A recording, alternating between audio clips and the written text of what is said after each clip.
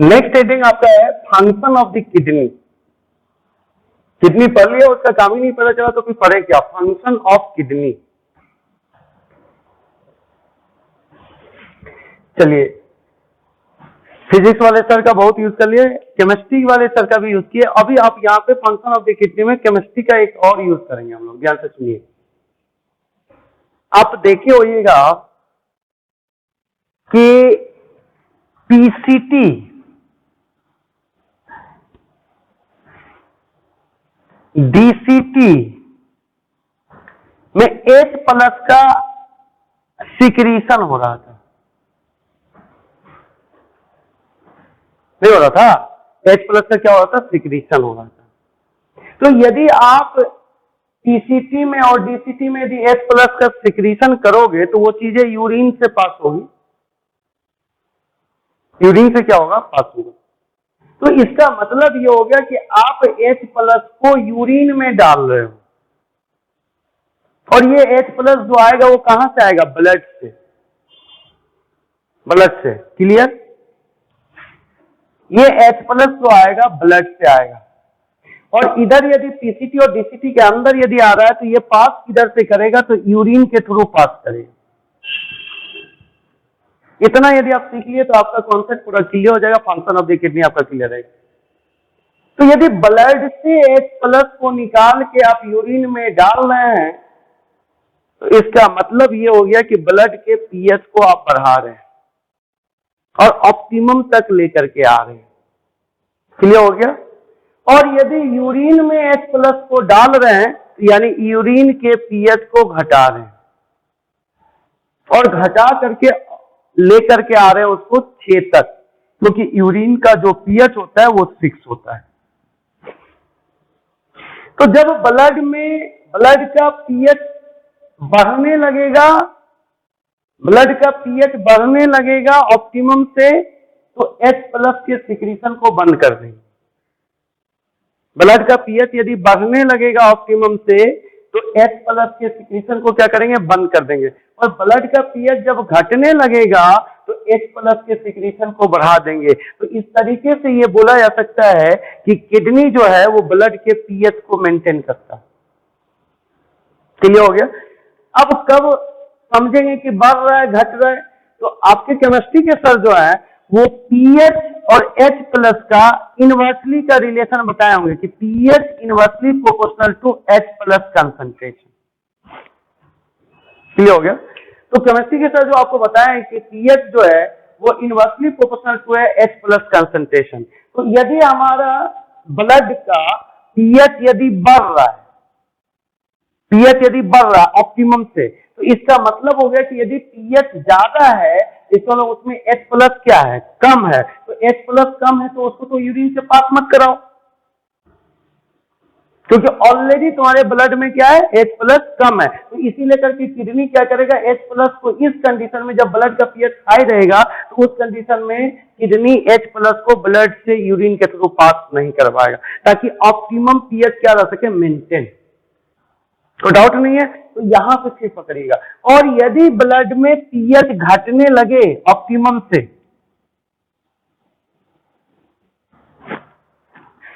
तो यदि ब्लड में पीएच यदि कम हो गया, तो पीएच यदि कम है इसका मतलब H प्लस क्या है? ज्यादा है। तो H प्लस यदि ज्यादा है तो जो ज्यादा है उसको निकाल दीजिए और फिर ब्लड का पीएच क्या हो जाएगा? ऑप्टिमम हो जाएगा।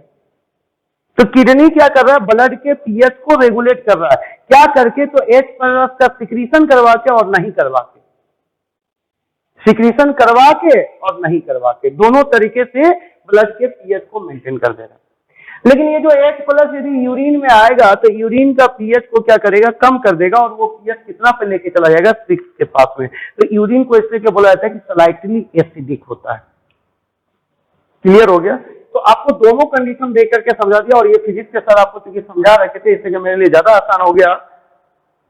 आप इसको आसानी से समझ गए कि पीएच और H प्लस का कंसंट्रेशन क्या है? इनवर्सली रिलेशन है। तो यहाँ पे यदि ब्लड का पीएच कम है तो इसका मतलब H प्लस क्या होगा? ज्यादा होगा, और H प्लस ज्यादा होगा तो किडनी का तो काम ही है कि जो ज्यादा होगा उसको क्या करेगा? यूरिन से क्या करेगा? बाहर निकाल देगा। क्लियर हो गया। तो H प्लस यदि ज्यादा है तो H प्लस को यूरिन से क्या क्या पास कर दिया, यदि कम होगा तो पास होने नहीं देगा। क्लियर हो गया। यहाँ पे कॉन्सेप्ट को बड़ा क्लियर कीजिएगा। तो फंक्शन ऑफ द किडनी में क्या हो गया, ये मेंटेन करता है maintain the pH of blood, pH of blood, यानी ये रेगुलेट करता है बॉडी फ्लूइड, आपका रेगुलेशन ऑफ द बॉडी, यहाँ पे मेंटेन करेगा pH ऑफ द ब्लड। हो गया। ये किडनी का फंक्शन है, कोई डाउट नहीं है। और जो पढ़े हो वो तो आप पढ़े ही हो कि नाइट्रोजीनस वेस्ट मटेरियल को भी बाहर निकालता है mainly, nitrogenous waste material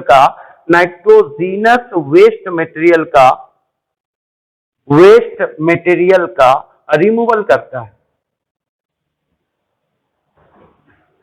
clear हो गया। फिर आइए नेक्स्ट, जो पढ़े उसी को करिए ना, ज्यादा कुछ करने की जरूरत ही नहीं है। पहले तो ये मेंटेन कर दिया pH ऑफ ब्लड, ये क्लियर हो गया। नाइट्रोजीनस वेस्ट मटेरियल को ये बॉडी से क्या करता है, बाहर निकलता है। प्लस ये ऑस्मो रेगुलेशन करता है।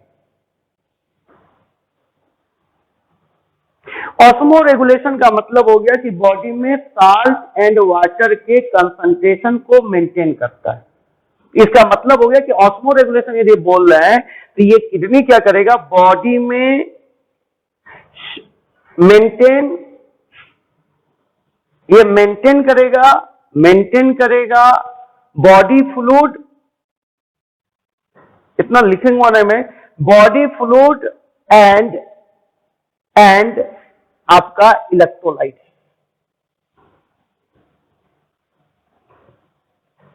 क्लियर हो गया।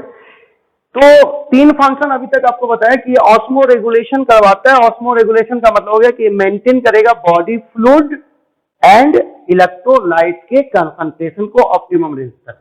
कोई डाउट नहीं है इसमें। आइए नेक्स्ट में आते हैं।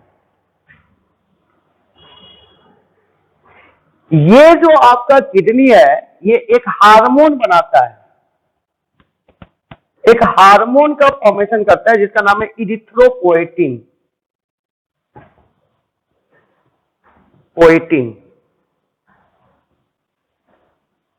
पोएटिन का मतलब होता है फॉर्मेशन, और इरिथ्रो वर्ड आया आरबीसी से। आप समझ सकते हो कि क्या करता होगा ये हार्मोन, क्या करता होगा, ये क्लियर है। यदि आपसे पूछे कि इरिथ्रोपोएटिन हार्मोन कौन बनाता है तो किडनी बनाता है। यदि आपसे कोई पूछे कि इरिथ्रोपोएटिन हार्मोन का फॉर्मेशन कौन करता है तो किडनी करता है, कोई डाउट नहीं है। किडनी इरिथ्रोपोएटिन का फॉर्मेशन करता है क्या करने के लिए, तो आरबीसी के फॉर्मेशन के लिए। इरिथ्रो वर्ड कहां से आया है, आरबीसी से। आप बोलते हो इरिथ्रोसाइट, तो इरिथ्रोसाइट इसका मतलब क्या हो गया, आरबीसी। तो इरिथ्रो वर्ड आरबीसी से आया है, तो इरिथ्रो मतलब आरबीसी हो गया। और पोएटिन का हो गया फॉर्मेशन, तो किसका फॉर्मेशन, आरबीसी का फॉर्मेशन। तो ये इरिथ्रोपोएटिन आरबीसी का फॉर्मेशन कैसे करवाता है, कैसे करता है, तो यहाँ पे तो अभी मैकेनिज्म नहीं बताएंगे, आगे यहाँ पे आपको क्लियर कर देंगे। लेकिन ये इरिथ्रोपोएटिन जो हार्मोन है, ये बोन मेरो का जो सेल होता है, बोन मेरो होता है, रेड बोन मेरो, इसको एक्टिवेट कर देता है, और एक्टिवेट करके आरबीसी का फॉर्मेशन करवाता है। इरिथ्रोपोएटिन क्या करता है, एक्टिवेट कर देता है। किसको एक्टिवेट करता है, तो रेड बोन मेरो को। और इसका रिजल्ट क्या होता है कि आरबीसी का फॉर्मेशन होता है। क्लियर हो गया। तो मैं ये बताऊंगा कि कैसे इरिथ्रोपोएटिन, खुद इरिथ्रोपोएटिन कैसे बना हुआ है, क्योंकि वो जेजी सेल के मदद से बनता है। तो इस लेकर के इस जगह पे नहीं बता करके आगे मैं आपको बता दूंगा। क्लियर हो गया। तो लेकिन ये भी एक फंक्शन हो गया कि किडनी का, कि ये हार्मोन बनाता है। कौन सा हार्मोन, इरिथ्रोपोएटिन, जो कि आरबीसी का फॉर्मेशन करता है। और ये इरिथ्रो मतलब हो गया आरबीसी, और पोएटिन का मतलब हो गया फॉर्मेशन। तो यहाँ पे आपका क्लियर हो गया। आइए तो इसको यहाँ पे थोड़ा सा मिटा देते हैं ताकि नीचे जगह थोड़ा सा मेरे को बने। ये थोड़ा सा मिटा दे रहे हैं यहाँ पे ताकि हमको जगह मिलेगा, तो आपका क्लियर हो जाएगा। और भी पॉइंट हमको यहाँ पे लिखना है किडनी के फंक्शन में। तो अब आपका यहाँ पे क्या हो गया, ये मैं बताऊंगा इरिथ्रोपोएटिन का फॉर्मेशन कैसे होता है। और आपका क्या होता है, अभी आप देखे थे कि एट्रियल प्रेशर को भी मेंटेन कर रहा था। एट्रियल एटेरियल, एटेरियल मतलब एट्रिया हो गया, आप एफरेंट आर्टियोल बोल रहे थे। तो एटेरियल प्रेशर को भी मेंटेन करता है, एटेरियल प्रेशर को मेंटेन, एटेरियल प्रेशर को मेंटेन करता है, मेंटेन करता है। कैसे? जब एटेरियल प्रेशर घट रहा था तो उसको बढ़ा दे रहा था, क्लियर हो गया। तो ये क्या कर दिया, बढ़ा करके क्या किया, नॉर्मल रेंज पे लेके चला गया, तो मेंटेन कर दिया। तो इसका मतलब ये हो गया कि मेंटेन करेगा पीएच ऑफ द ब्लड, यानी ब्लड के पीएच को मेंटेन करेगा, नाइट्रोजिनस वेस्ट मटेरियल को रिमूव करेगा, ऑस्मो रेगुलेशन करवाएगा। ऑस्मो रेगुलेशन का मतलब हो गया maintain body fluid and electrolyte optimum range तक, ऑप्टिमम रेंज तक जो लिखा नहीं। हार्मोन एक फॉर्मेशन करेगा इरिथ्रोपोइटिन, जिसका काम क्या होगा, आरबीसी का फॉर्मेशन करना। और नेक्स्ट ये आर्टियल प्रेशर को क्या करता है, तो मेंटेन करता है। और प्लस आपका यहाँ पे नेक्स्ट स्टेप में आपका हो जाएगा कि पीएच को बता ही दिया, तो पीएच को आप बोल सकते हो कि एसिड बेस रेगुलेशन, क्या बोल सकते हो, एसिड बेस रेगुलेशन। तो यहाँ पे आपका इतना फंक्शन आपका सबसे इंपोर्टेंट फंक्शन है, यही फंक्शन को आपको दिमाग में रखना है। ये जो आप बोलते हो कि maintain the pH of the blood, तो इसको बोल सकते हो कि एसिड बेस मेंटेन करता है, एसिड बेस को कंट्रोल करता है, क्लियर हो गया। ये आप बोल सकते हो एसिड बेस कंट्रोल करता है, नाइट्रोजिनस वेस्ट मटेरियल को निकालता है, ऑस्मो रेगुलेशन करवाता है, हार्मोन इरिथ्रोपोइटिन बनाता है, और ये एट्रियल प्रेशर को क्या करता है, मेंटेन करता है, क्लियर हो गया, कोई डाउट नहीं है। आइए अब यहाँ पे ये इरिथ्रोपोइटिन बनता कैसे, ये सबसे इंपोर्टेंट, इसका हम लोग काम करते हैं। किडनी में juxta medullary nephron, juxtamedullary nephron, medullary nephron, और इस नेफ्रॉन के पास में जेजीए एपरेटस, जक्स्ट्राग्लोमेरुलर एपरेटस, जक्स्ट्राग्लोमेरुलर एपरेटस के पास में जेजी सेल, जक्स्ट्राग्लोमेरुलर सेल, ये सिक्रीट करेगा, ये सिक्रीट करेगा इरिथ्रोजेनिन, इरिथ्रोजेनिन। और ये जो इरिथ्रोजेनिन है, ये प्लाज्मा के ग्लोबुलिन प्रोटीन से, कौन प्रोटीन से, ग्लोबुलिन, ये ब्लड प्लाज्मा के, ब्लड प्लाज्मा के, blood plasma globulin, globulin protein के साथ कंबाइन करेगा। यानी इरिथ्रोजेनिन में ब्लड प्लाज्मा का जो ग्लोबुलिन प्रोटीन है, वो दोनों कंबाइन करके बना देगा इरिथ्रोपोइटिन, इरिथ्रोपोइटिन, पोइटिन, क्लियर हो गया। और ये इरिथ्रोपोइटिन स्टिमुलेट कर देगा रेड बोन मेरो के सेल को, रेड बोन मेरो के सेल को स्टिमुलेट कर देगा, रेड बोन मेरो के सेल को क्या करने के लिए, तो इरिथ्रोपोएसिस करवाने के लिए, यानी फॉर्मेशन ऑफ द आरबीसी। ये स्टिमुलेट कर दिया रेड बोन मेरो के सेल को क्या करने के लिए, तो formation of RBC, formation of RBC. और फॉर्मेशन ऑफ आरबीसी को यदि एक वर्ड में यदि डिफाइन करना होगा तो इरिथ्रोपोएसिस, इरिथ्रोपोएसिस, इरिथ्रो मतलब आरबीसी, पोएसिस मतलब फॉर्मेशन, इरिथ्रो मतलब आरबीसी, आरबीसी या पोएसिस मतलब फॉर्मेशन। तो इसका एकदम सिंपल कॉन्सेप्ट है, कोई कॉन्सेप्ट है ही नहीं इसमें ज्यादा, कि आपका किडनी में दो टाइप का structure and function unit of the kidney क्या कहलाता है, नेफ्रॉन। उसमें कितने टाइप के नेफ्रॉन मिले थे, तो दो टाइप का, एक था कॉर्टिकल नेफ्रॉन 85%, और इधर 15% जो बच गया, ये कौन सा नेफ्रॉन हो गया, जक्स्ट्रा मेडुलरी नेफ्रॉन।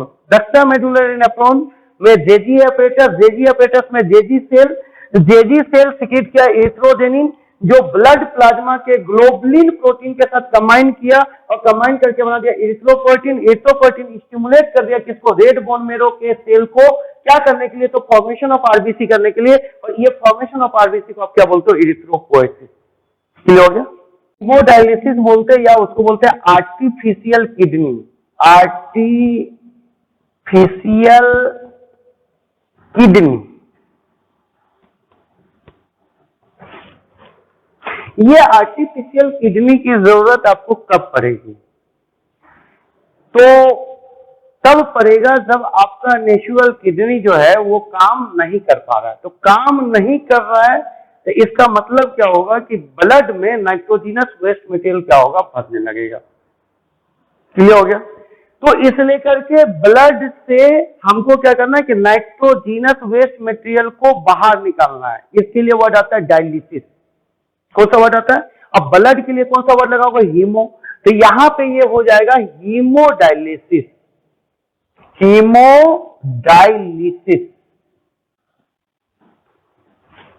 यानी आर्टिफिशियल किडनी की मदद से आप क्या करोगे?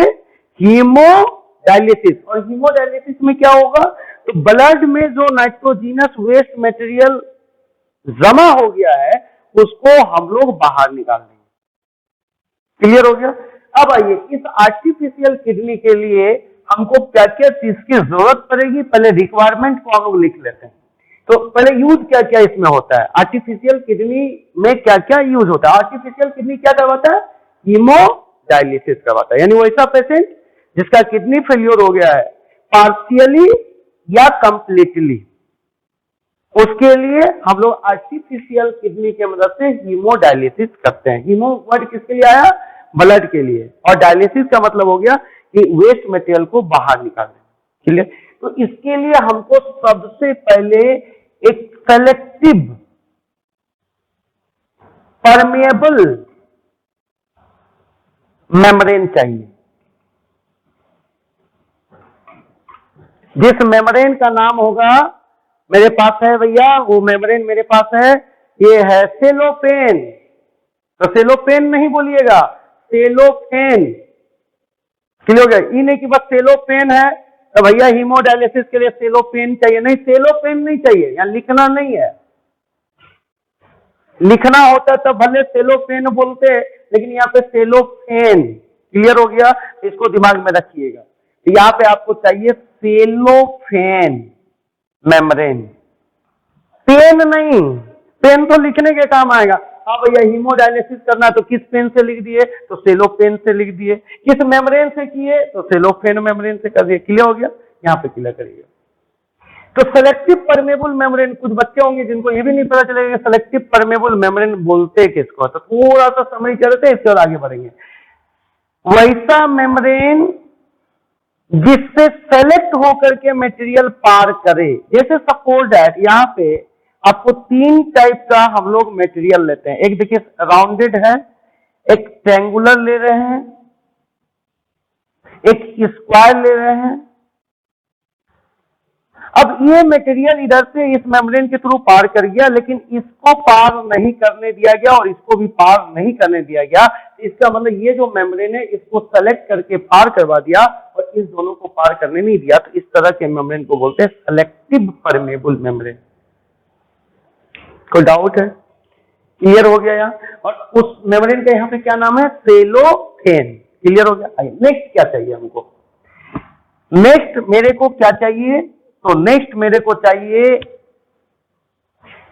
सेकेंड नंबर में मेरे को चाहिए हेपेरिन एंड एंटी हेपेरिन, दोनों।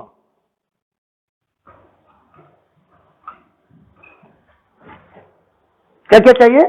हेपेरिन भी चाहिए और एंटी हेपेरिन भी चाहिए।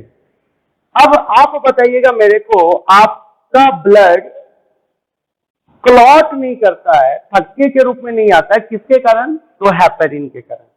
तो हेपेरिन क्या करता है? तो ब्लड को कोगुलेट होने से, थक्के में जमने से रोकता है।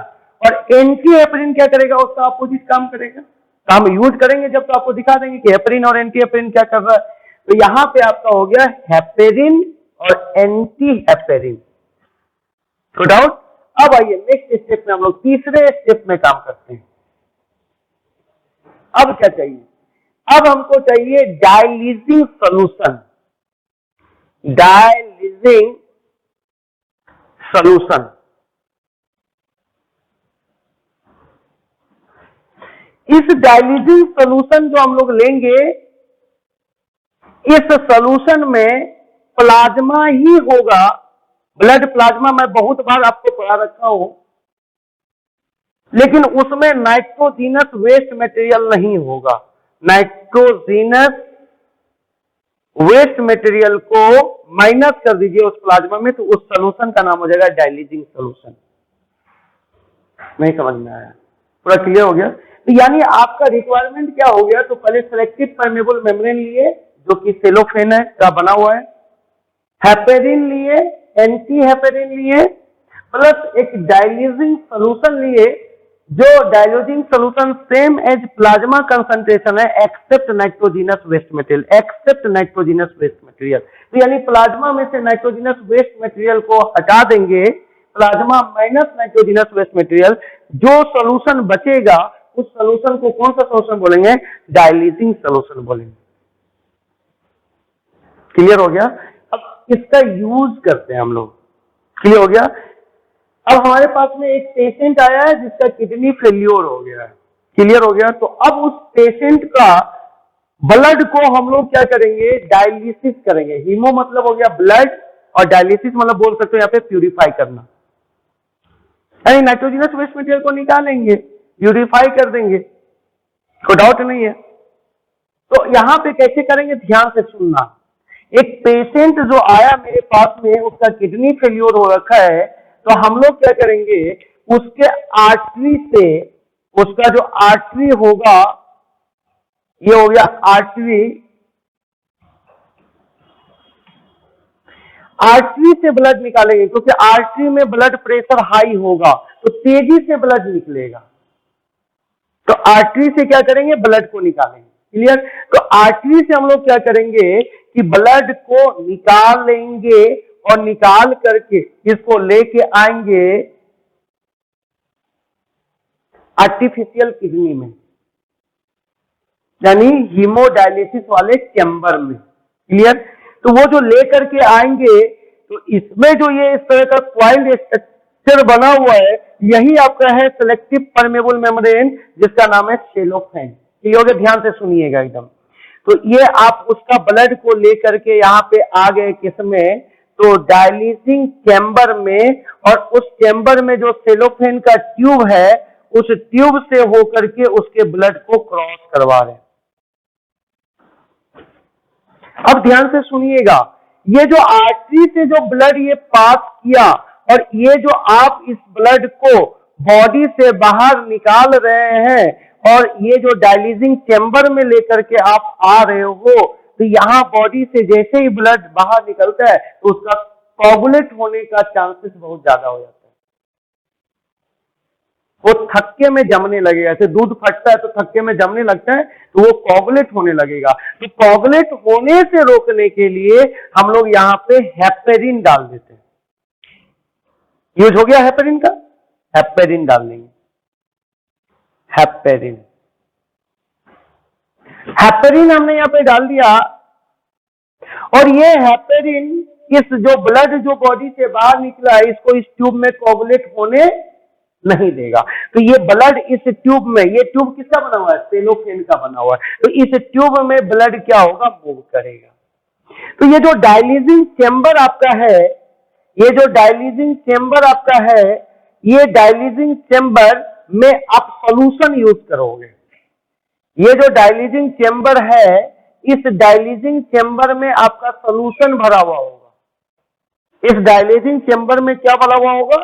सॉल्यूशन, जिसको आप बोले थे डायलिसिंग सॉल्यूशन, डायलिसिंग सॉल्यूशन, जो कि होगा plasma except nitrogenous waste material. उसमें नाइट्रोजिनस वेस्ट मटेरियल नहीं होगा, यानी इसमें इस चैम्बर में डायलिसिंग सॉल्यूशन भरा हुआ है। ध्यान से देखिएगा कहां कहां मैं भर रहा हूं डायलिसिंग सॉल्यूशन।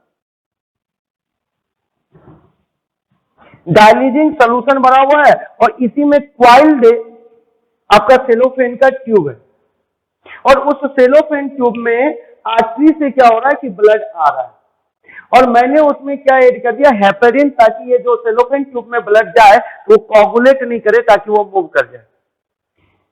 अब ये जो ब्लड आ रहा है, तो इस ब्लड में नाइट्रोजिनस वेस्ट मटेरियल ज्यादा होगा। एन लिख दिया, एन मतलब आप समझिएगा नाइट्रोजिनस वेस्ट मटेरियल, एन लिख दिया। एन का मतलब हो गया nitrogenous waste material, nitrogenous waste material मैं लिख दिया यहाँ पे। तो नाइट्रोजिनस वेस्ट मटेरियल इसमें ज्यादा होगा, तो ये जो नाइट्रोजिनस वेस्ट मटेरियल ज्यादा होगा, और ये जो डाइल्यूजिंग सोल्यूशन है इसमें तो नाइट्रोजिनस वेस्ट मटेरियल है ही नहीं।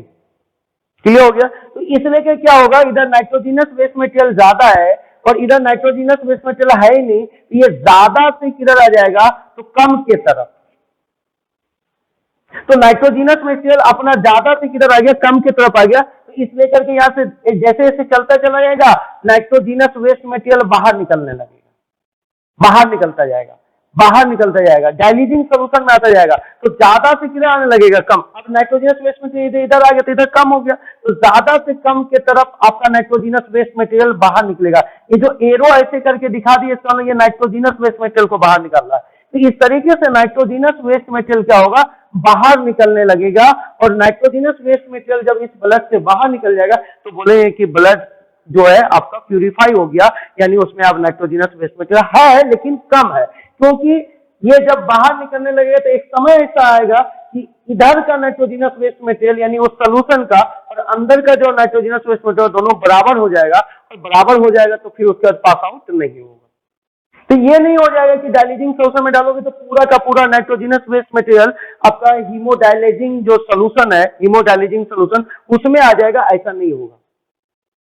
क्लियर हो गया? तो इसका मतलब है, लेकिन ये हो जाएगा कि नाइट्रोजिनस वेस्ट मटेरियल का अमाउंट जो है उस ब्लड में क्या हो जाएगा, कम हो जाएगा, कोई डाउट नहीं। तो अब यहाँ पे जब ब्लड में नाइट्रोजिनस वेस्ट मटेरियल कम हो गया, यानी एन जो है नाइट्रोजिनस वेस्ट मटेरियल जो कम हो गया, ये प्यूरिफाई हो गया, ब्लड क्या हो गया, प्यूरिफाई हो गया। अब इसको क्या करेंगे, रिटर्न करेंगे। अब इसको रिटर्न करेंगे, तो रिटर्न जब करेंगे तो इसको रिटर्न करेंगे वेन में। किसमें रिटर्न करेंगे, तो वेन में। ये है वेन।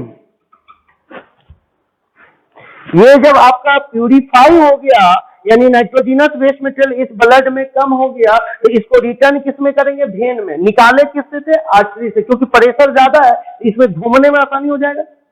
यदि आप वेन से निकालते तो प्रेशर कम होता तो इसमें मूव नहीं कर पाता तेजी से, तो इसलिए करके आर्टरी से निकालते हैं और वेन में रिटर्न करते हैं। अब जो यहाँ पे आपने हेपरिन ऐड किया था, तो हेपरिन का अमाउंट अब इस ब्लड में क्या हो गया, ज्यादा, तो आपके बॉडी में जाके नुकसान पहुंचा सकता है, इसलिए करके एंटी हेपरिन डाल दीजिए यहाँ पे।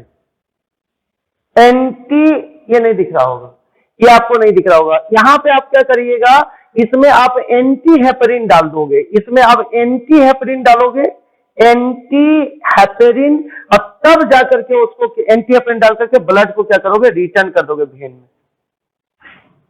ये कंप्लीट सेटअप आपका हो गया किसका, आर्टिफिशियल किडनी या बोल सकते हो हीमोडायलिसिस प्रोसेस का। क्लियर हो गया?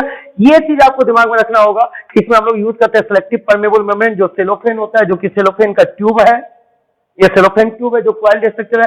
हेपरिन यूज करते हैं, पता चल गया कि जब ब्लड निकाल रहे होते तो उस जगह हेपरिन यूज करते हैं, और एंटी हेपरिन कब यूज करते हैं, जब ब्लड को रिटर्न कर रहे होते हैं बॉडी में, तब एंटी हेपरिन यूज करते हैं। तभी आपको समझ में आ गया कि दोनों कहां यूज हो रहा है। और डाइल्यूजिंग सोल्यूशन इसलिए यूज करते हैं ताकि ब्लड से नाइट्रोजिनस वेस्ट मटेरियल क्या हो सके, तो बाहर आ सके, इसलिए डाइल्यूजिंग सोल्यूशन यूज करते हैं। और डाइल्यूजिंग सोल्यूशन का जो कंसंट्रेशन होता है वो सेम एज प्लाज्मा होता है, एक्सेप्ट क्या होता है, नाइट्रोजिनस वेस्ट मटेरियल होता है। तो ये उम्मीद करते हैं कि ये आपका एकदम क्लियर हो गया होगा। क्लियर? क्लियर? आइए, अब कुछ आपका टर्म है जो बहुत इंपॉर्टेंट टर्म है, जो कि मेडिकल में पूछा जाता है। ठीक है, तो हम लोग आते हैं कुछ टर्म के ऊपर। तो एक खाली हम एक टर्म आपको बोल देते हैं, इस टर्म को पकड़िएगा तो सारा चीज आपको पकड़ में आ जाए। यूरिया वर्ड यदि लगा रहे तो समझ जाना यूरिन, बस हो गया। अब आपको किसी भी टर्म में ज्यादा दिमाग लगाने की जरूरत ही नहीं पड़ेगी, आपका ये क्लियर हो जाएगा। यूरिया यदि लगा हुआ है, यूरिन। क्लियर? अब आइए हम आपको टर्म देते हैं, जैसे यहां पे लिखा हुआ है एनूरिया।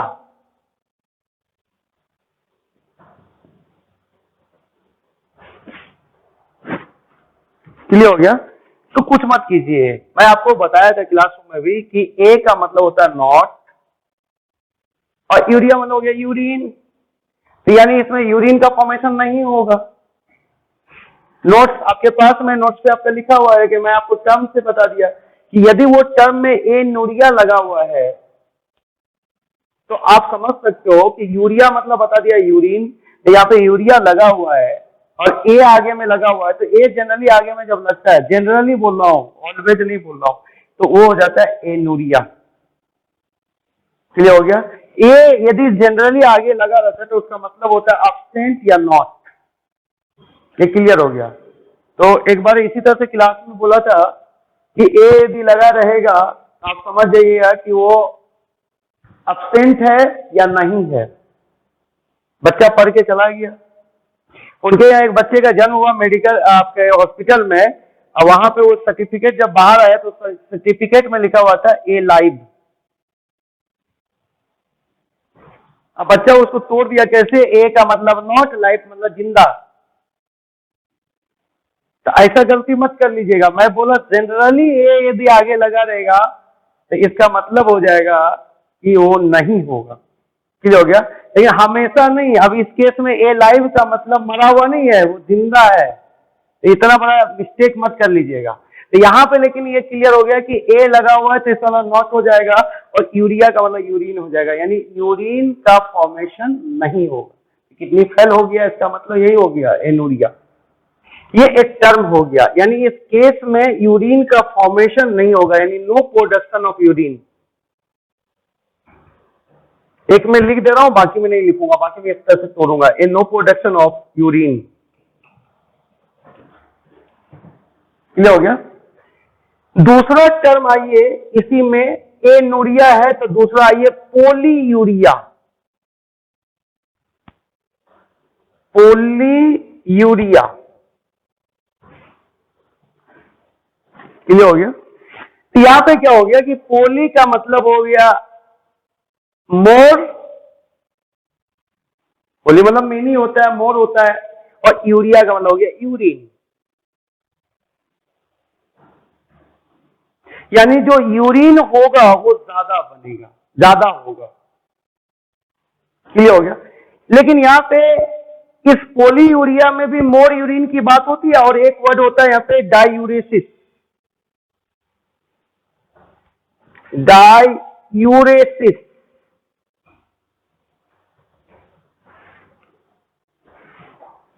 क्लियर हो गया। दोनों में यूरिन का अमाउंट ज्यादा होगा, दोनों में यूरिन का अमाउंट क्या होगा, ज्यादा होगा।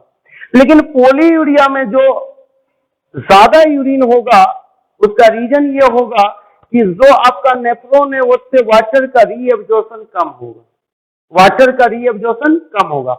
यदि नेफ्रॉन से वाटर का रीएब्जॉर्प्शन कम होगा तो यूरिन से ज्यादा वाटर पास होने लगेगा, यानी यूरिन का बोल सकते हैं ना कि फॉर्मेशन ज्यादा हो गया। यहां पे जो मोर यूरिन का फॉर्मेशन होगा, यहां पे जो मोर यूरिन का फॉर्मेशन होगा, मोर प्रोडक्शन ऑफ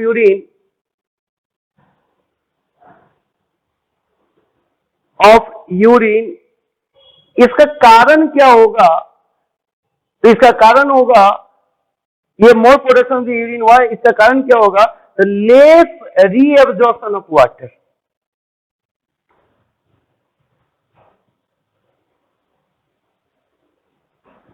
ड्यू टू, नहीं समझ में आया। यानी ये जो आपका पोलीयूरिया है, तो पोली मतलब मोर, यूरिया मतलब यूरिन।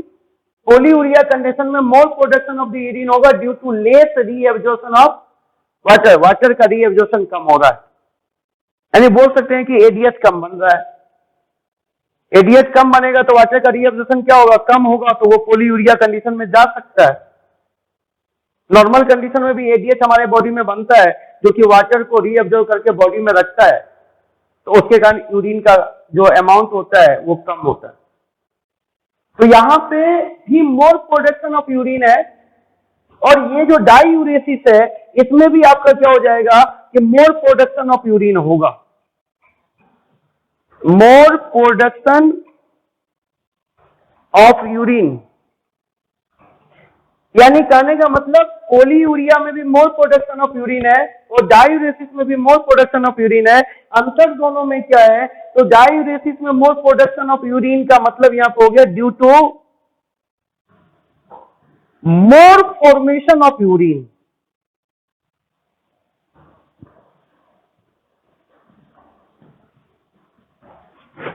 मतलब आप यूरिन का फॉर्मेशन ही ज्यादा कर रहे हैं, यहां पे यूरिन का फॉर्मेशन ज्यादा नहीं कर रहे थे, लेकिन रीएब्जॉर्प्शन चूंकि कम हो रहा था इसी लेकर के यूरिन ज्यादा बन गया। और यहाँ पे क्या हो रहा है कि यदि आप पानी ज्यादा पी लिए हैं तो यूरिन ज्यादा बनेगा। तो यहाँ पे हम लोग यूरिन का फॉर्मेशन ही ज्यादा कर रहे हैं, और यहाँ पे यूरिन का फॉर्मेशन ज्यादा नहीं कर रहे थे। रीएब्जॉर्प्शन कम होने के कारण यूरिन का अमाउंट ज्यादा हो गया, यूरिन ज्यादा बन गया, मोर हो गया यूरिन, क्योंकि हमने रीएब्सॉर्ब नहीं कर पाया। लेकिन यहाँ पे क्या क्या एक्चुअली इसका यूरिन का प्रोडक्शन ही ज्यादा कर रहे हैं। यदि आप पानी पी लिए तो उससे क्या होगा कि आपका यूरिन का प्रोडक्शन ज्यादा होगा। तो दोनों एकदम क्लियर है कि पॉलीयूरिया में भी यूरिन का मोर प्रोडक्शन होगा, लेकिन किस कारण से, तो less reabsorption of the water के कारण, और डायूरेसिस में भी यूरिन का फॉर्मेशन ज्यादा होगा, लेकिन ये रियल में यूरिन का ही फॉर्मेशन इसमें ज्यादा होगा। ये नहीं कि रीएब्जॉर्प्शन नहीं हुआ इसलिए यूरिन का अमाउंट बढ़ गया, ये रीजन इसका नहीं है। ये कहता है डायूरेसिस, बड़ा क्लियर करिएगा। नेक्स्ट आ जाइए ग्लाइकोसूरिया। ग्लाइकोसूरिया, ग्लाइकोसूरिया, फिर तोड़िएगा, अब हम लैंग्वेज नहीं लिखेंगे। ग्लाइकोसूरिया, यहां पे ग्लाइको वर्ड आ गया ग्लूकोज के लिए, और यूरिया हो या सूर्या हो तो इसका मतलब यूरिन, यूरिया मतलब यूरिन, समझ में आ गया होगा। क्या हुआ, यूरिन में ग्लूकोज आ गया, जो डायबिटीज के केस में होता है। किस केस में होता है, तो डायबिटीज के केस में क्या हो गया, ग्लाइकोसूरिया कंडीशन हो गया, यानी glucose present in urine. Term क्या आएगा, तो ग्लूकोज के लिए ग्लाइको और यूरिन के लिए सूर्या कर दिया यहां पे, क्लियर हो गया, ग्लाइकोसूरिया, टर्म दिमाग में रखिएगा आप। नेक्स्ट आइए, ये ऊपर हो गया होगा, ये क्लियर है एकदम। तो इसको थोड़ा सा हम हट भी गए, अब जो भी करना है नोट्स पे ऐसे आपके अवेलेबल है, नोट्स आपके पास में है। एक आपका टर्म हो गया हीमेट यूरिया, एक टर्म आपका हो गया हीमेट यूरिया। यूरिया मतलब यूरिन, और हीमेट वर्ड आया ब्लड के लिए, क्लियर हो गया। तो यानी blood cell present in urine. तो इतना रट्टा क्यों लगाना है, हीमेट मतलब ब्लड और यूरिया मतलब यूरिया या सूर्या मतलब यूरिन हो गया। तो यूरिन में यदि ब्लड के सेल मिलेंगे तो उसको हीमेट यूरिया बोलेंगे। अब ग्लूकोज मिलेगा तो ग्लाइकोसूरिया, यानी यूरिया या सूर्या का मतलब यूरिन हो जाएगा। इसको पकड़ लिए। अब आइए नेक्स्ट में आप लोग बात करते हैं, नेक्स्ट पॉइंट में बात करते हैं कीटोनूरिया। कीटोनूरिया, तो यहां पे फिर यूरिया आ गया और इधर कीटोन हो गया। अब आगे वाला ही हमेशा प्रेजेंट होता है बाद वाले में। जैसे यहाँ पे आ गया था हीमेट, तो आगे हीमेट आ गया, अगर यूरिया आ गया तो यूरिन, तो आगे वाला प्रेजेंट होगा बाद वाले में। तो हीमेट मतलब ब्लड हो गया, तो ब्लड प्रेजेंट यूरिन में हो गया। अब यहाँ पे लिखा है कीटोनूरिया, तो नूरिया में यूरिया हो गया, इधर कीटोन हो गया, यानी ये कीटोन बाद वाले में क्या होगा, प्रेजेंट होगा। तो ये यूरिया का मतलब क्या हो गया, यूरिन, यानी कीटोन प्रेजेंट हो जाता है यूरिन में, यानी कीटोन क्या हो गया, ketone present in urine. In doubt, कोई डाउट नहीं है। आइए नेक्स्ट टर्म पे हम लोग आते हैं। कहीं भी आपको, मैं बार बार नहीं बोलूंगा, एक ही बार बोल रहा हूं, कहीं भी आपको आइटिस वर्ड आ जाए, आइटिस इसका मतलब होता है इन्फ्लामेशन।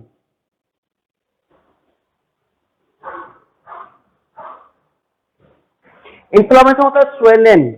कभी आपका हाथ टूटेगा, ये दबा जाएगा तो ये फूल जाता है यहाँ पे, तो उसी को बोलते हैं इन्फ्लामेशन। आइटिस वर्ड जहां देखिए वो इन्फ्लामेशन बता देगा, और जिसके बाद लगा होगा उसी का इन्फ्लामेशन हो जाएगा, जिसके बाद लगा होगा। जैसे को बोलते हैं नेफ्राइटिस, तो नेफ्रॉन में इन्फ्लामेशन। ग्लोमेरुलाइटिस, तो ग्लोमेरुलस में इन्फ्लामेशन। को डाउट, तो यहां पे क्योंकि किडनी का था इसीलिए के दो लिया, ऐसे तो बोलना चाहूंगा तो बहुत सारा। हेपेटाइटिस, तो हेपेटिक वर्ड किसके लिए आता है, लीवर के लिए, तो लीवर का इन्फ्लामेशन तो बहुत है, लेकिन उतना नहीं बोलेंगे क्योंकि किडनी है, जैसे किडनी रिलेटेड बोल रहे हैं। जैसे ग्लोमेरुलाइटिस और नेफ्राइटिस। तो ये दोनों किसके प्रॉब्लम हो गए, किडनी के प्रॉब्लम हो गया। तो एक वर्ड यहाँ पे आपका डाल दिया नेफ्राइटिस, नेफ्राइटिस। आपका एनसीईआरटी ग्लोमेरुलाइटिस मेंशन किया है, एनसीईआरटी आपका ग्लोमेरुलाइटिस मेंशन किया है, ग्लोमेरुलाइटिस। तो ग्लोमेरुलाइटिस मतलब ग्लोमेरुलस का इंफ्लामेशन हो जाएगा, यहाँ पे लास्ट में लगा हुआ आइटिस। तो आइटिस मतलब क्या हो जाएगा, इन्फ्लामेशन। और ग्लोमेरुलस मतलब यहाँ पे क्या हो गया, ग्लोमेरुलस। तो ग्लोमेरुलर नेफ्राइटिस क्या हो गया, तो ग्लोमेरुलस में इन्फ्लामेशन। नेफ्राइटिस क्या हो गया, तो नेफ्रॉन में इन्फ्लामेशन। और ग्लोमेरुलोनेफ्राइटिस क्या हो गया, तो ग्लोमेरुलस में इन्फ्लामेशन। क्लियर हो गया। तो एनसीईआरटी ग्लोमेरुलाइटिस का चर्चा किया है, नेफ्राइटिस उन्होंने नहीं लिखा है। ये सब भी टर्म उसमें सारे टर्म नहीं लिखे हुए हैं, लेकिन सारे टर्म इंपोर्टेंट है, कहीं ना कहीं क्वेश्चन ये बार बार आता है। यदि आपको बोल दिया नेफ्राइटिस तो इन्फ्लामेशन हो गया किसका, नेफ्रॉन का, आइटिस से इन्फ्लामेशन। ग्लोमेरुलाइटिस मतलब ग्लोमेरुलस का इन्फ्लामेशन, कोई डाउट नहीं है। तो ये टर्म आपको दिमाग में रखना पड़ेगा, ये टर्म बहुत इंपॉर्टेंट है। क्लियर हो गया। अब आइए हम लोग आप क्या पढ़ेंगे, तो disease related to kidney, nephritis, nephritis. तो ये हो गया, ये नेफ वर्ड आया नेफ्रॉन के लिए, और आइटिस वर्ड आया इन्फ्लामेशन। तो इसका मतलब हो गया कि ये नेफ्रॉन हो गया, कोई पार्टिकुलर नेफ्रॉन में जो पार्ट था वो था ग्लोमेरुलस, उधर Bowman's capsule, PCT, loop of Henle and DCT, यही था। तो यहां पे हमारा कॉमन बात बोल दिया नेफ्राइटिस, मतलब पूरा नेफ्रॉन की बात कर दिया, उसमें इन्फ्लामेशन है, तो आप बोलोगे नेफ्राइटिस, इन्फ्लामेशन इन नेफ्रॉन, इन्फ्लामेशन इन नेफ्रॉन, इसको आप बोलते हो नेफ्राइटिस। यदि इसी नेफ्रॉन में आपका ग्लोमेरुलस में हो जाए तो आप क्या बोलोगे, तब बोलोगे, क्योंकि नेफ्रॉन का ही पार्ट हो गया ग्लोमेरुलस, तो आप बोलोगे पहले ग्लोमेरुलो नेफ्राइटिस, यानी ग्लोमेरुलो वर्ड आया किसके लिए, ग्लोमेरुलस के लिए, ग्लोमेरुलस के लिए, ग्लोमेरुलस के लिए। और ये आइटिस वर्ड किसके लिए आया, तो इन्फ्लामेशन के लिए आया। तो किसका इन्फ्लामेशन, तो ग्लोमेरुलस का इन्फ्लामेशन, यानी इन्फ्लामेशन इन ग्लोमेरुलस। को डाउट, यदि ग्लोमेरुलस में इन्फ्लामेशन होगा तो ग्लोमेरुलोनेफ्राइटिस, यही बात बोल रहा था कि ये एनसीईआरटी में लिखा हुआ है, इसलिए करके मैं यहां पे लिख दिया ग्लोमेरुलोनेफ्राइटिस। क्लियर हो गया। एक वर्ड आएगा डायसूरिया, डायसूरिया, डायसूरिया। यहाँ पे सूर्या का मतलब क्या होता है, सूर्या या यूरिया का मतलब, ये यूरिया का मतलब यूरिन, और ये डिस का मतलब यहां हो जाएगा पेनफुल। क्लियर हो गया। डिस वर्ड किस लिए लगा है, पेनफुल के लिए, यानी पेनफुल यूरिनेशन, यानी पेनफुल मिक्चुरेशन, इसके लिए कौन सा वर्ड लगाएंगे, डिसयूरिया। क्लियर हो गया, डिसयूरिया। तो डिसयूरिया जो है ये पेनफुल मिक्चुरेशन है,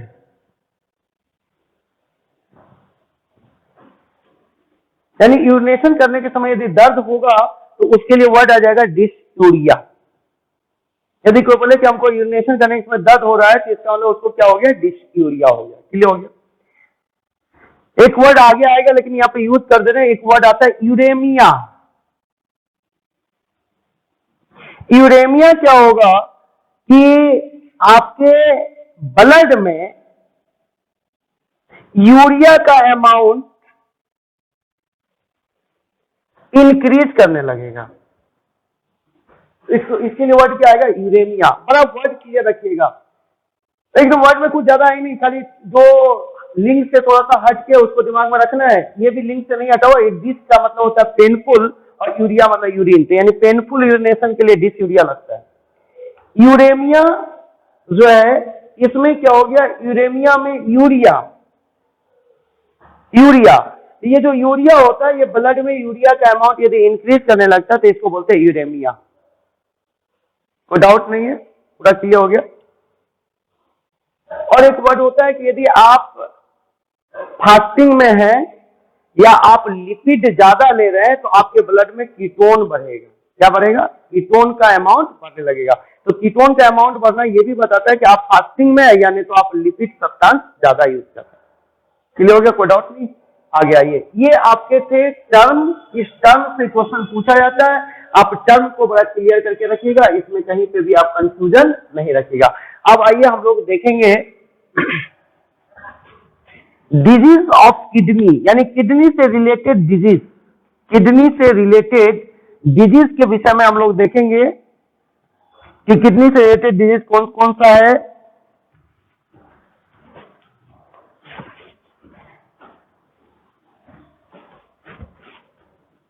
तो किडनी से रिलेटेड डिजीज का हम लोग अब चर्चा करेंगे। आइए डिजीज पढ़ेंगे या एबनॉर्मलिटीज इन किडनी। पहला आपका हो गया, पहला आपने इसमें बोल दिया यूरेमिया, अभी अभी जो चर्चा कर रहा था मैं, ये हो गया। तो यूरेमिया क्या होगा, तो यूरेमिया एक प्रॉब्लम होगा जिसके कारण क्या होगा कि ब्लड में यूरिया का लेवल, ब्लड में यूरिया का लेवल इंक्रीज कर जाएगा, और वो किडनी फेल्योर के कारण ही होगा। किडनी यदि फेल हो जाएगा तो यूरिया को यूरिन के थ्रू पास नहीं कराएगा, तो ब्लड में यूरिया का लेवल क्या हो जाएगा, ये यूरेमिया हो गया। दूसरा आप बोल सकते हो रीनल फेल्योर,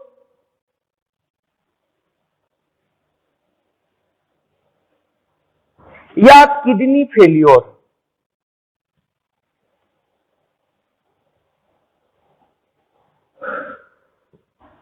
अब रीनल फेल्योर या किडनी फेल्योर का यदि आप बात करते हो तो इसको ऐसे सोचिए, रीनल वर्ड किसके लिए आता है, तो किडनी के लिए आता है।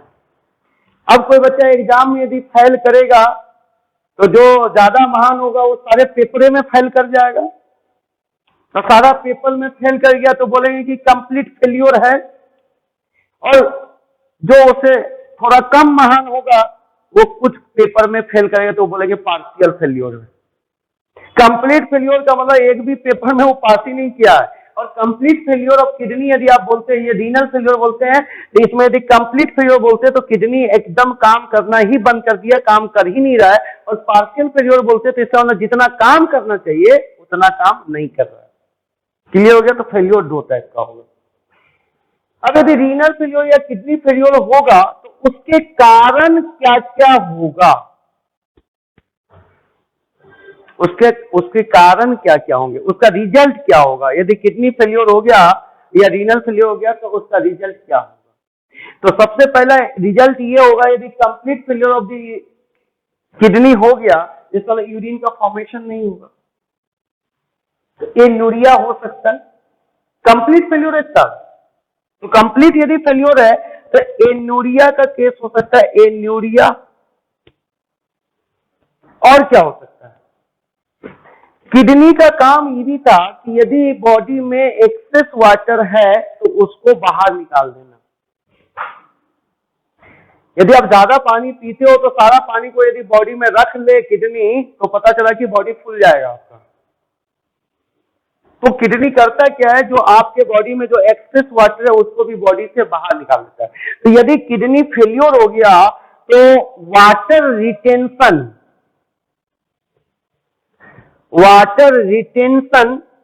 जो होगा, ये वाटर रिटेंशन ज्यादा हो जाएगा, मोर। ये जो वाटर रिटेंशन होगा ये मोर हो जाएगा, यानी बॉडी में ज्यादा वाटर रिटेन कर जाएगा, बॉडी में मोर वाटर आपका रह जाएगा। को डाउट, इसका मतलब हो गया कि यदि किडनी फेल्योर हो रहा है तो एन्यूरिया का केस हो सकता है। ए मतलब नॉट और यूरिया मतलब यूरिन, यानी यूरिन का फॉर्मेशन नहीं होगा। दूसरा वाटर रिटेंशन हो जाएगा, यानी आपके बॉडी में मोर वाटर हो जाएगा, more water in body. Clear? और आप देखे थे कि जो किडनी है वो इरिथ्रोपोएटिन हार्मोन बना रहा था, जिसके कारण क्या हो रहा था, ब्लड सेल का फॉर्मेशन हो रहा था, आरबीसी का फॉर्मेशन हो रहा था। तो यानी यहाँ पे ये भी हो सकता है कि ब्लड सेल का फॉर्मेशन भी कम हो जाए। क्लियर हो जाए? तो यहाँ पे आपका क्या हो सकता है, यहाँ पे लीड्स टू आपका हो सकता है स्टॉपेज ऑफ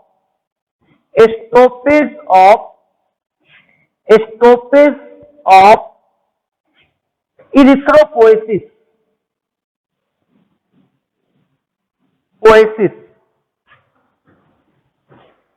क्लियर हो गया?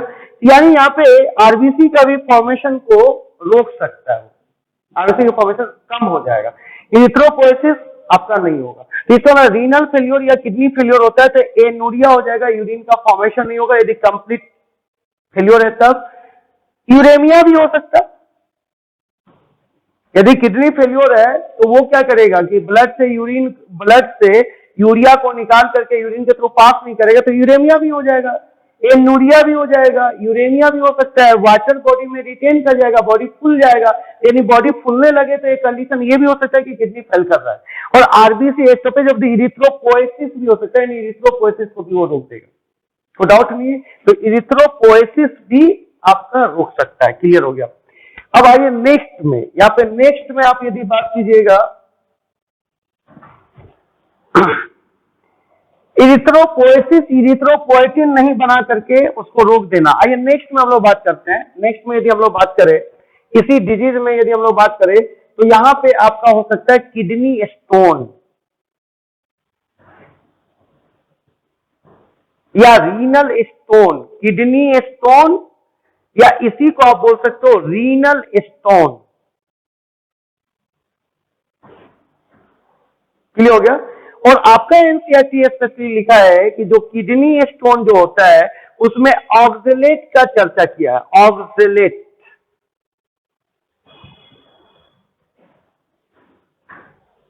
और कैल्शियम भी शायद नहीं लिखा, कैल्शियम ऑक्सलेट नहीं लिखा, केवल लिखा हुआ ऑक्सलेट। लेकिन किडनी में जो स्टोन हो सकता है वो ऑक्सलेट तो एनसीईआरटी लिखा तो ये हो ही गया, यूरिक एसिड के कारण भी हो सकता है, कैल्शियम कार्बोनेट के कारण भी हो सकता है, कैल्शियम कार्बोनेट के कारण भी हो सकता है। और एक एमिनो एसिड होता है सिस्टीन, सिस्टीन के कारण भी हो सकता है। तो इसका मतलब ये हो गया कि ऑक्सलेट एनसीईआरटी लिखा है तो यदि आपको बोलेगा कि रीनल स्टोन क्या है तो रीनल स्टोन किसका बना हुआ है तो ऑक्सलेट का बना हुआ है, या यूरिक एसिड का होगा, या कैल्शियम कार्बोनेट का बना होगा, या सिस्टीन एक एमिनो एसिड है उसके कारण बना हुआ होगा, उससे बना होगा। क्लियर हो गया? तो ये जो किडनी स्टोन है ये विद इन किडनी होगा, किडनी में होगा। क्लियर हो गया? तो यहां पे कंडीशन एकदम क्लियर है, ऑक्सलेट हो सकता है, ये ऑक्सलेट हो सकता है। उसके बाद आपका यहाँ पे हो सकता है ये आपका यहाँ पे आपका एनसीईआरटी कैल्शियम नहीं लिखा, ये कैल्शियम ऑक्सलेट हो सकता है, यूरिक एसिड आपका हो सकता है। उसके बाद आपका यहाँ पे हो सकता है सिस्टीन हो सकता है और कैल्शियम कार्बोनेट हो सकता है। तो सिस्टीन जो है ये आपका क्या है तो एक एमिनो एसिड है, सिस्टीन जो यहाँ पे आपका है, सिस्टीन एक एमिनो एसिड है। तो ये सिस्टीन जो एमिनो एसिड है ये एमिनो एसिड भी आपका फॉर्मेशन कर सकता है किसका तो स्टोन का। क्लियर हो गया? आप यहाँ पे एक बार एकदम क्लियर कीजिएगा, किडनी स्टोन या रीनल स्टोन जो है वो ऑक्सलेट, आपका एनसीईआरटी केवल ऑक्सलेट लिखा है, यहाँ पे कैल्शियम लगा दोगे तो कैल्शियम ऑक्सलेट हो गया, कैल्शियम कार्बोनेट होगा, यूरिक एसिड होगा और सिस्टीन भी हो सकता है, सिस्टीन भी हो सकता है। क्लियर हो गया? तो सिस्टीन क्या है तो एक एमिनो एसिड है, उसके कारण भी आपका क्या हो सकता है तो आपका स्टोन बन सकता है। क्लियर हो गया? कोई डाउट नहीं? आइए ये ग्लोमेरुलोनेफ्राइटिस को बता ही दिया तो वो भी आपका डिजीज में ही लिखा हुआ था तो वो आपको पहले ही बता दिया, ग्लोमेरुलोनेफ्राइटिस ये भी आपका डिजीज हो गया। तो कितना आपका डिजीज हो गया तो 4 आपका बता दिया। पहला क्या बताया था, किडनी फेल्योर या रीनल फेल्योर दूसरा क्या बताया था?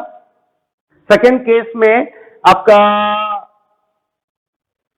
सेकेंड जो केस था, पहला हो गया आपका किडनी फेलियर हो गया, यूरेमिया। फर्स्ट हो गया यूरेमिया जिसमें कि यूरिया का लेवल ब्लड में बढ़ गया। दूसरा जो केस था उसमें आपका हो गया किडनी फेलियर, और तीसरा जो हो गया वो हो गया किडनी स्टोन, और चौथा जो आपका हो गया वो ग्लोमेरुलोनेफ्राइटिस हो गया, यानी ग्लोमेरुलस का इन्फ्लामेशन हो गया। आइए पहले आपके डायबिटीज के विषय में हम लोग बात कर ले कि डायबिटीज जो होता है ये दो टाइप का होता है। एक डायबिटीज मेलाइटस,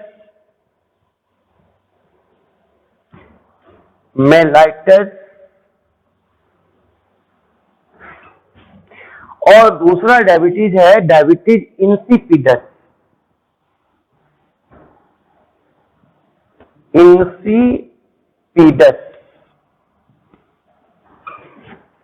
दोनों में क्या अंतर है? एक्चुअली डायबिटीज में क्या होता है कि बार बार यूरिनेशन लगेगा। क्लियर हो गया? मतलब बार बार यूरिनेशन आपको लगेगा, फ्रीक्वेंट यूरिनेशन।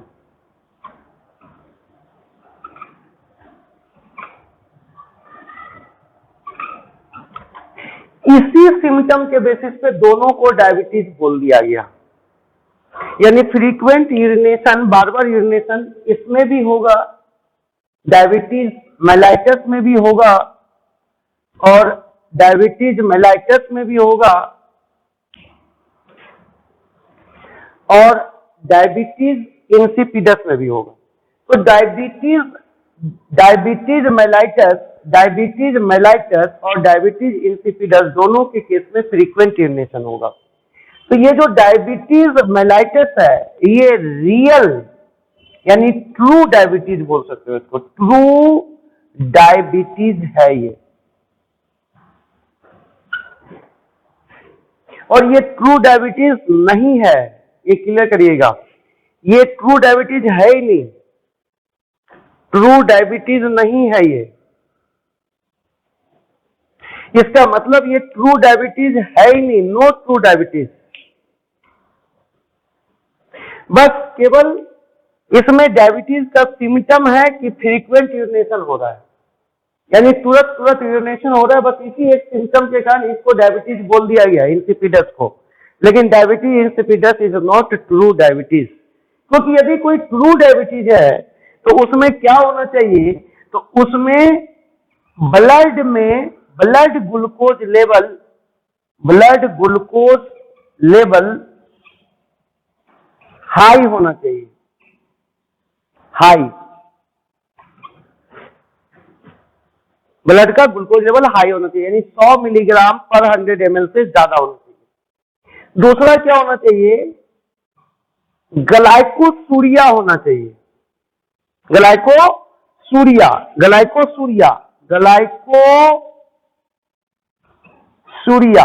अभी बताया था, ये यूरिया वाला यूरिन हो गया, ग्लाइको वर्ड किसके लिए? ग्लूकोज के लिए, यानी यूरिन में ग्लूकोज आना चाहिए, यानी ग्लाइकोसूरिया का मतलब हो गया ग्लूकोज प्रेजेंट इन यूरिन, तब हुआ true diabetes.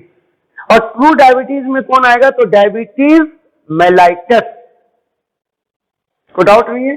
Diabetes mellitus is the true diabetes because blood glucose level is high and glycosuria condition appears, means कि ग्लूकोज प्रेजेंट हो जाएगा यूरिन में।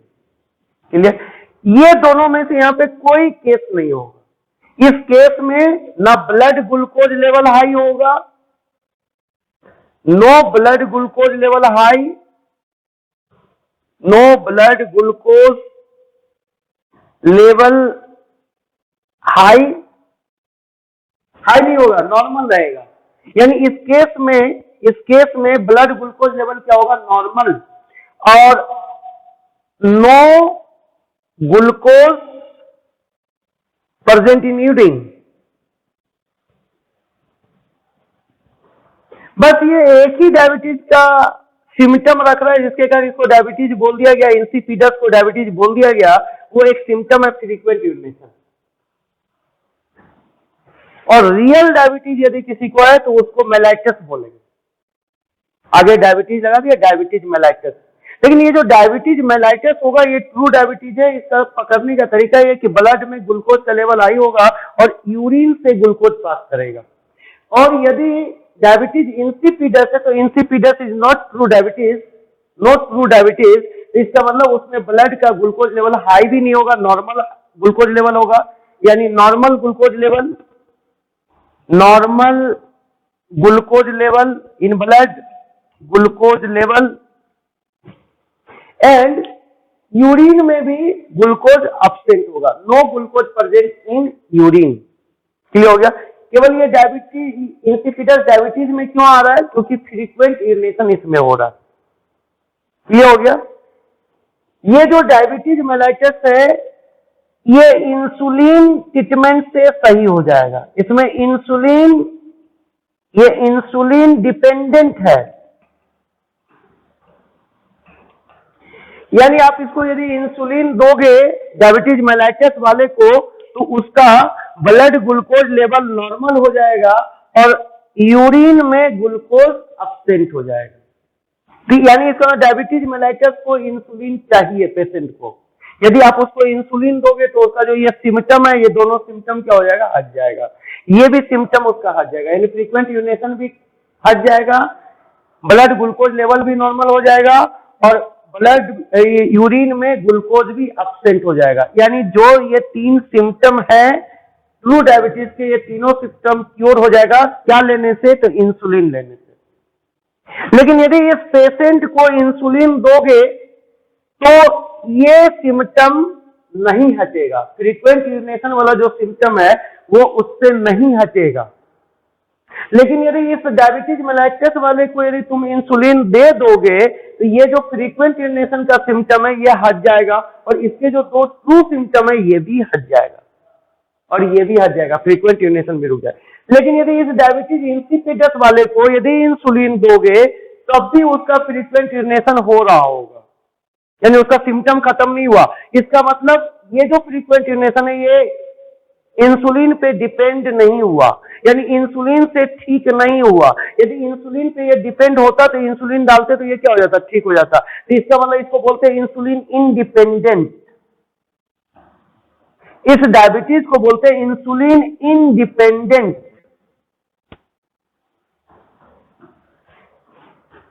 इंसुलिन इंडिपेंडेंट, इसको ऐसे याद करिएगा। यहां पे इन वर्ड आया, इन से इंडिपेंडेंट और इन से इंसुलिन, आई एन से इन से इंसुलिन और आई एन इन से इंडिपेंडेंट, दोनों वर्ड उससे ले आइएगा। तो यानी डायबिटीज इंसिपिडस जो है वो इंसुलिन इंडिपेंडेंट है, यानी आप इंसुलिन दोगे तो उसके सिम्टम में कोई फर्क नहीं पड़ेगा। क्लियर हो गया? और ये ट्रू डायबिटीज इसलिए नहीं है क्योंकि ब्लड ग्लूकोज लेवल भी हाई नहीं होता और ना यूरिन से ग्लूकोज पास होता है। लेकिन ये इंसुलिन डिपेंडेंट है क्योंकि जैसे तुम इंसुलिन इसको दोगे, हार्मोन पोटेनेशियस हार्मोन है इंसुलिन, तो जैसे इसको इंसुलिन दोगे कि इसका फ्रीक्वेंट यूरिनेशन चेक हो जाएगा, रुक जाएगा, इसके ब्लड ग्लूकोज लेवल नॉर्मल हो जाएंगे और जो यूरिन से ग्लूकोज पास कर रहा था वो भी आप पास नहीं करेगा। इसलिए करके इसको बोलते हैं कि इंसुलिन डिपेंडेंट हो गया। कोई डाउट नहीं। अब इस पेशेंट का ये फ्रीक्वेंट यूरिनेशन को यदि रोकना होगा तो ये actually diabetes insipidus is the problem of the ADH. Anti diuretic hormone जिसको भासोप्रेसिन भी बोलते हैं, यानी ये भी ब्लड वेसल को कॉन्स्ट्रिक्ट कर सकता है। एडीएच को भासोप्रेसिन भी बोलते हैं और ये भी ब्लड वेसल को क्या कर सकता है? कॉन्स्ट्रिक्ट कर सकता है। क्लियर हो गया? ये जो एडीएच आपका है, ये एडीएच क्या करता था? वाटर का रीएब्जॉर्प्शन कराता था। तो वाटर का रीएब्जॉर्प्शन करवाता है तो वाटर बॉडी में रह गया तो यूरिन कम पास करेगा।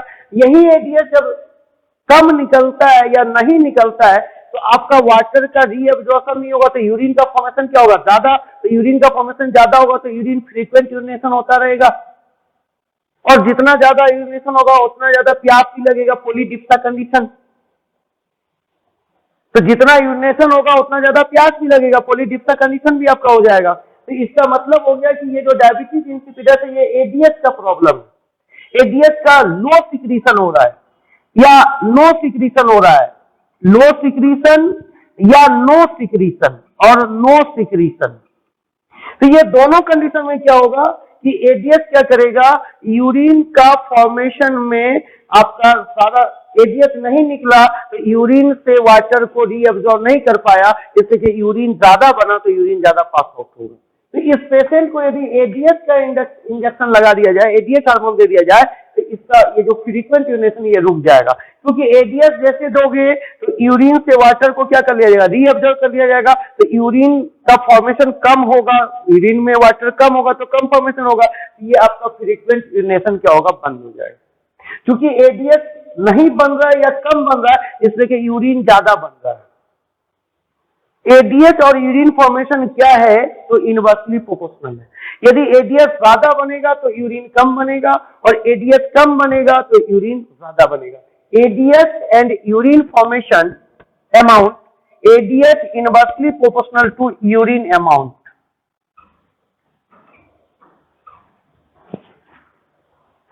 क्लियर हो गया? या ये दिख रहा होगा आपको, ये क्लियर दिख रहा है, या ADS directly proportional to water reabsorption।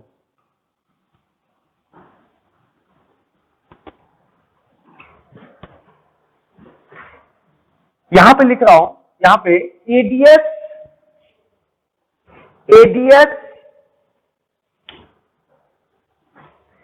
directly proportional to water reabsorption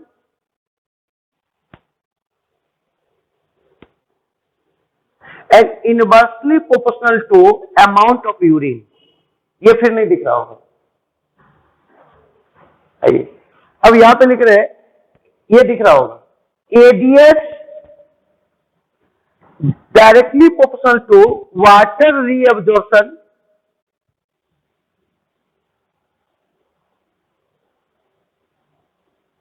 and inversely proportional to amount of urine।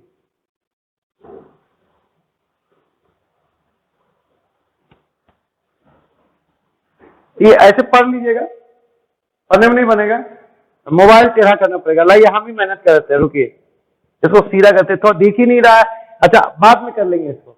तो ये क्लियर हो गया आपका। यदि आपसे पूछे डायबिटीज मेलाइटस और डायबिटीज इंसिपिडस में जो ट्रू डायबिटीज है वो कौन है, तो डायबिटीज मेलाइटस 3 कारण से है। फ्रीक्वेंट यूरिनेशन तो दोनों के केस में, तो ये तो कैरेक्टरिस्टिक फीचर हुआ ही नहीं डायबिटीज का। तो रियल डायबिटीज का कैरेक्टरिस्टिक फीचर हो गया ब्लड ग्लूकोज लेवल हाई होना चाहिए और ग्लाइकोसूरिया होना चाहिए, यानी ग्लूकोज प्रेजेंट होना चाहिए यूरिन में। और ये इंसुलिन यदि इस पेशेंट को दिया जाएगा तो इसका तीनों सिम्टम खत्म हो जाएगा, फ्रीक्वेंट यूरिनेशन बंद हो जाएगा, ग्लूकोज का लेवल जो है वो नॉर्मल हो जाएगा और यूरिन से जो ग्लूकोज पास हो रहा था वो भी नहीं होगा। क्लियर हो गया? और डायबिटीज इंसिपिडस जो है ये इंसुलिन से इंडिपेंडेंट, इसका मतलब हो गया डायबिटीज इंसिपिडस जो है इंसुलिन इंडिपेंडेंट है, यानी आप इंसुलिन दोगे भी तो उसका जो सिम्टम है फ्रीक्वेंट यूरिनेशन वो खत्म नहीं होगा। इसलिए करके क्योंकि ये जो डायबिटीज इंसिपिडस है वो एडीएस के कारण, किसके कारण? एडीएस के कारण। ये एडीएस क्या करता है, एडीएस क्या है, तो ये एडीएस और यहाँ पे ध्यान से देखिएगा, एडीएस और water reabsorption, ADS and water reabsorption ये डायरेक्टली प्रोपोर्शनल है। वाटर रीअब्जॉर्प्शन फ्रॉम डिस्टल मतलब distal part of nephron and collecting duct, distal part of nephron, वो भी डिस्टल पार्ट में कौन सा, तो डीसीटी, और पार्ट नहीं होगा, नेफ्रॉन का पार्ट नहीं होगा, एंड कलेक्टिंग डक्ट, ये जो कलेक्टिंग डक्ट है ये नेफ्रॉन का पार्ट नहीं है और मेनली कलेक्टिंग डक्ट पे एक्ट करता है। Collecting duct is not part of nephron, बार बार बोल दे रहा हूं, लिखा नहीं हूं लेकिन बोल दिया। तो यहां पे हो गया कि ADS directly proportional water reabsorption from कहां से, तो distal part of the nephron DCT से एंड कलेक्टिंग डक्ट से। कलेक्टिंग डक्ट नेफ्रॉन का पार्ट नहीं है, यानी एडीएस जितना ज्यादा निकलेगा वाटर रीअब्जॉर्प्शन उतना ज्यादा होगा और वाटर रीअब्जॉर्प्शन जितना ज्यादा होगा उतना कम यूरिन का फॉर्मेशन होगा, उतना कम यूरिन का फॉर्मेशन होगा। क्लियर हो गया? तो इसका मतलब हो गया कि ADH and urine formation inversely proportional हो गया, अमाउंट ऑफ यूरिन, यानी यदि एडीएच ज्यादा निकलेगा तो वाटर का रीअब्जॉर्प्शन ज्यादा हो जाएगा, वाटर का रीअब्जॉर्प्शन ज्यादा हो जाएगा तो यूरिन का फॉर्मेशन क्या होगा, कम होगा, क्योंकि इनवर्सली है।